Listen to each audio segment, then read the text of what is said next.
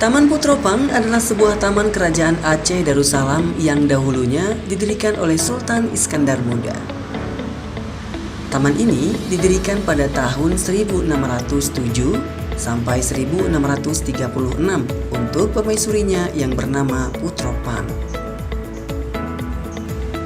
Permaisuri cantik ini berasal dari kerajaan Pahang, Malaysia. Taman yang sangat indah sengaja dibangun untuk Putropang karena sang sultan sangat mencintainya. Taman ini dibuat agar sang permaisuri tidak pernah merasa kesepian karena ditinggal oleh sultan yang sering berpergian untuk menjalankan pemerintahannya.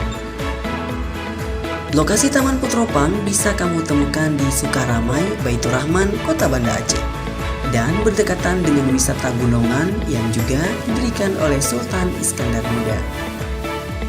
Putropang dan Gunungan merupakan sebuah arena taman bermain dan tempat mandi pribadi untuk istri sang sultan.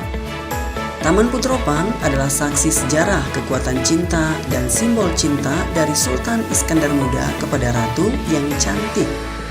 Taman ini sangat cocok untuk menghabiskan waktu liburan bersama keluargamu karena bisa menjadi tempat hiburan sekaligus menambah wawasan mengenai sejarah Aceh.